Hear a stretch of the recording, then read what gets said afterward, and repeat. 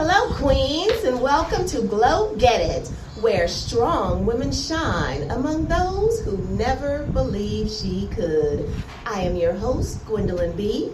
And I am your host, Rashonda J. Let's glow. So today we're going to have a little bit of talk about friendships or the different relationships. But before we get to that, let's get to this. There it is. Before we get to that, let's get to this. Thank you, Miss Rashonda. You cannot discover new oceans unless you have the courage to lose sight of the shore. Wade through the waters till the tide don't move.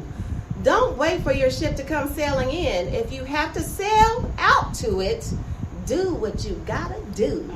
That's what's going on today, Glow Getters. Are you ready to learn about the many ships that are sailing through your life? So, we wanted to touch on this because 2020 is coming, you guys, right? We only have a few days left in 2019, and we wanted to just uncover and unwrap some new ideas of relationships, friendships, even situationships. We'll get to that. So, Miss Gwen, what do you think? I think that this is a really good topic, especially coming to the end of the year, because 2020 is the year of a clear vision. So sometimes you got to move from one ship to the next ship in order to get to your destination. And some ships are not meant for you to sail with for more than a season or two, right?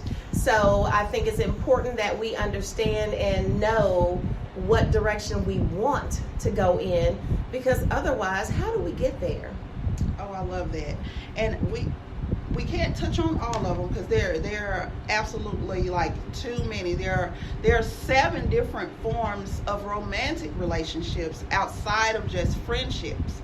So we are going to touch on family relationships, friendships, acquaintanceships, and then romantic. Oh, okay. Forming new ones and the importance of it all. Okay. Well, that sounds good. So where do you want to start? Let's start with friendships. Okay. So friendships. I think friendship is a state of mutual trust. And I feel that a friendship is a strong bond that is between two people, and it can change your life. It really can. Can change your life. Absolutely. I had the pleasure last night to witness some amazing friendships and relationships that have spanned decades. Right. So tell us, Miss Gwen, what is your secret? Not everybody has those type of friendships that have lasted throughout the years. What's important for lasting friendship? I think honesty is important, and I think that if you have true friends, that they can help you if you're going in the wrong direction, but to not do it in a judgmental way, to always know that regardless that they've got your back, and to always be supportive, but also to be real with what's happening in life, to make sure that you're going in the right direction. So it's honesty, it's being real with your friends, and it is enjoying who they are and not trying to change who they are. Now that's important. That is key. You cannot, if you need to change them, then probably you don't need to be their friend, because you should accept them how they are. So that's an important key, is to love people how they are. You can help them get to that next level, but allow them to be in charge of their own lives. You're only in charge of you. That's wisdom, everybody. Yes. Yeah, that's wisdom. Love yourself, and the rest will follow. I love that. That is very important for friendships. For me, honesty is key.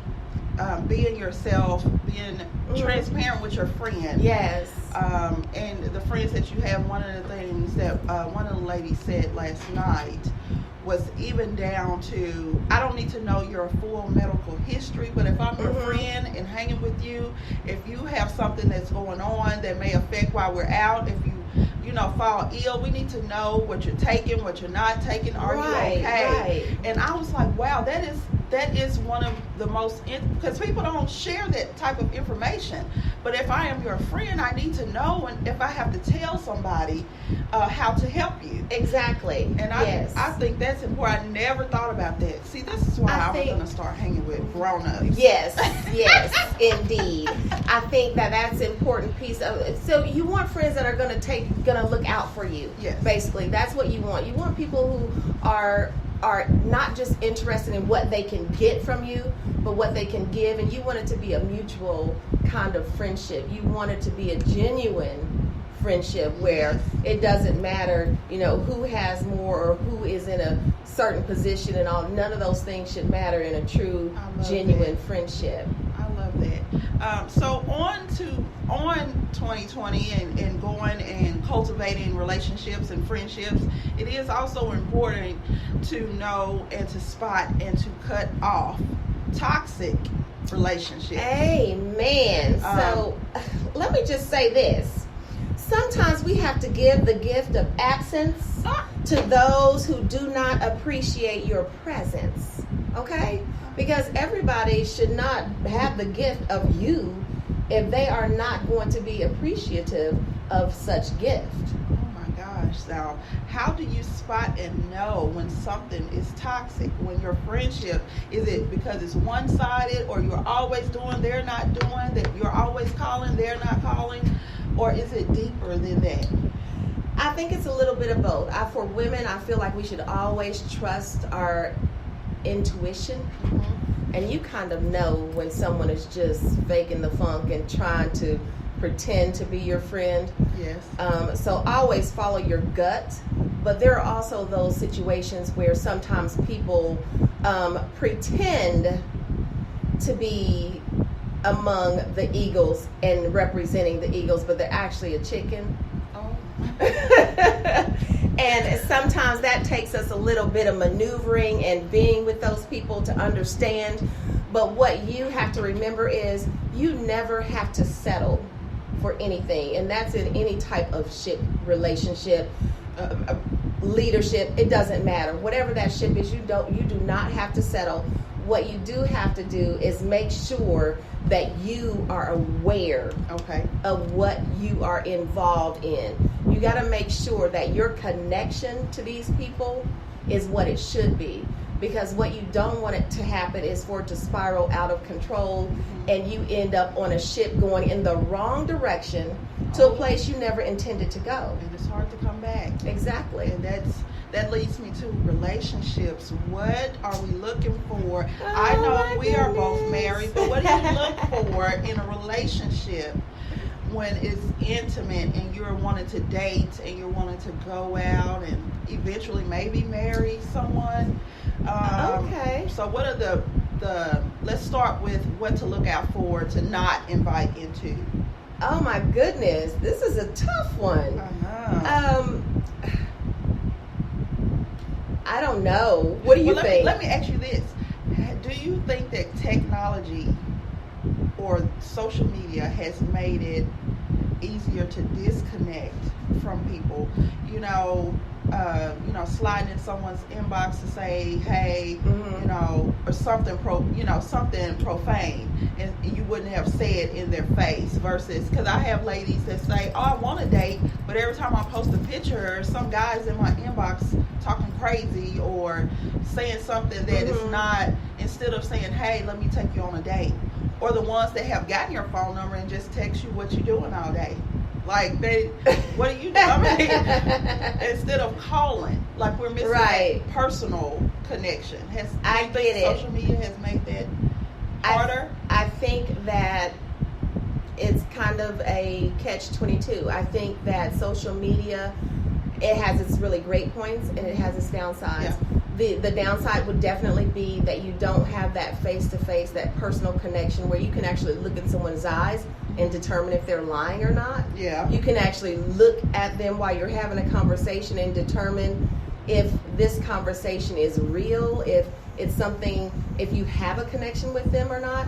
But if you have social media and you're reaching out to people in that way, it's also good because some people are always not extroverts, and maybe Okay. it takes them a little bit to work up the courage to actually do that meeting. So you can get to know people without the face-to-face. The key is being able to make sure that you remember that these are just words being typed or sent, and not to be stuck on whether or not they are true words, because you Okay. really don't have anything to go on other than what they say. So make sure that if it is going down the social media route, that you keep an open mind and don't just take everything that they say or that they type for like, oh, this is golden, this is true, it has to Right. be, it's on Facebook, it has to be true, right? So no, it doesn't work like that. But it is a catch-22. It has its plus sides and its negative sides. I think I love technology. I love the fact that we can reach out and talk to people we've never ever had the opportunity to talk to and reach out to. And I know so many people who have found the loves of their lives through social media. Yes. But I also know people who thought they found the love of their lives through social media until they actually met face to face and spent a month or two with them and decided, oh my goodness, what has happened here? Right. They were Mhm. not who they. So under the umbrella, I'm just going to go through just a few, Okay. so that the ladies and gentlemen that are listening can spot. So you, when we're dealing with romantic and intimate relationships, we have to spot those relationships that are dominating. At one point, unfortunately, you may date someone who controls you, who sets all the rules for the relationship, and you follow them. That is something that you need to steer away from, or have a conversation with the person if you spot it, and it needs to be addressed. That is people get into relationships that are very controlling. Yes, like a dictatorship. Yeah. They're You in don't a have any- dictatorship, right? They're in charge, and it's their way or no way. So that's definitely a red flag. Codependent relationship, meaning that neither one of you all seem to function well without the other. Sometimes I'm like that. I just can't. I don't want to pump gas. I don't feel like doing certain things. I agree. I don't want to take yes. the trash out. Some stuff, but I'm not mentally. Mentally, I don't shut down and just can't function. Right. But some stuff, I just don't want to do. Exactly. I just don't. I think it has to have a good balance too. I think that you should be able to depend upon your partner to help you with certain things, and your partner should be able to depend on you Yeah. to help with certain things. And if it's a good balance of that, then it just makes life easier for both of you, and it also adds to the fact that this is a real partnership You're right. and not something similar to a dictatorship. So one of the downsides of codependent that we didn't talk about, or that we don't deal with, but some people are, this would be a red flag that you're going in the wrong, your ship is going in the wrong direction. When you feel anxiety or depression when you all are not around each other. So that that's a dysfunction. You two should be complete whole people by yourselves, Right. and then come together. So you enhance that Yes. other person. You don't. So you have to complete yourself, Yes. basically. Yes. Yeah, someone else should not complete you. You should be a complete whole person. God made you that way. You are great and phenomenally made by that is just who you are. That's what you were designed to be. Right. But so as an individual, you should be able to manage yourself all by yourself.